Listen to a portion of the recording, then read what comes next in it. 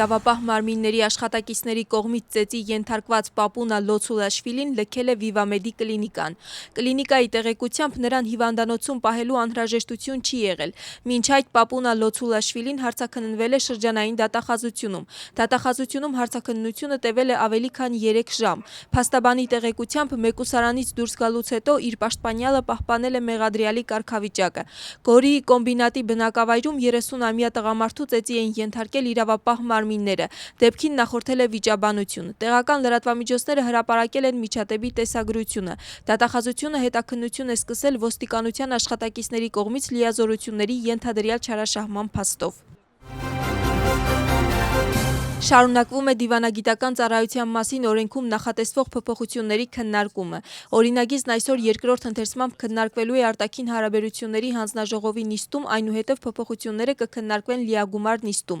Նախագծի համաձայն կստեղծվի դիվանագիտության ակադեմիա, որը կստանա Վրաստանի արտաքին գործերի նախարարության կառավարման ոլորտում գործող բարձրագույն ուսումնական հաստատության կարգավիճակ և կիրականացնի ինչպես բակալավրիատի ու մագիստրատուրայի ծրագրեր, այնպես էլ որակավորման բարձրացման մեկամյա դասընթաց։ Օրինագծով նաև ներդրվում է դիվանագիտական կադրերի պատրաստման նոր համակարգ, որի համաձայն անձինք, որոնք ակադեմիայում հաջողությամբ կավարտեն որակավորման բարձրացման մեկամյա դասընթացը և կստանան համապատասխան հավաստագիր, դիվանագիտական պաշտոններում կնշանակվեն դիվանագիտական ծառայության անցնելու կարգի համապատասխան։ Փոփոխվում է նաև դիվանագիտական աստիճանների շնորհման կարգը և ընդլայնվում է այն բարձրագույն դիվանագիտական պաշտոնների ցանկը, որոնց կարող է շնորհվել արտակարգ և լիազոր դեսպանի աստիճան։ Խորհրդարանը փոփոխությունները քննարկում է արագացված կարգով և հավանաբար այսօր օրինագիծը կքննարկվի նաև 3-րդ ընթերցմամբ։ Վրաստանի նախկին նախագահ Միխեիլ Սաակաշվիլին մինչև վերջ գոհ չէ մայիսի 26-ին անցկացված բողոքի ցույցից։ Բողոքի երթը միևնույն է, ինձ մոտ թերիության զգացում թողեց։ Պատասխան չտրվեց գլխավոր հարցին, որոնք են հաջորդ քայլերը։ Փնտրում ենք հեղափոխական զրահամեքենայի ինժեներների, սոցիալական ցանցում գրել է Միխեիլ Սաակաշվիլին։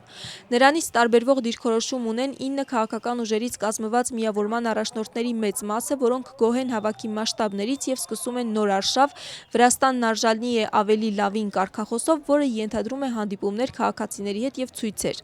Դաշինքից դուրս գտնվող ընդդիմադիր կուսակցությունները կարծում են, որ բողոքի ցույցը հստակ ցույց տվեց փողոցային քաղաքականությունը ապագա չունի։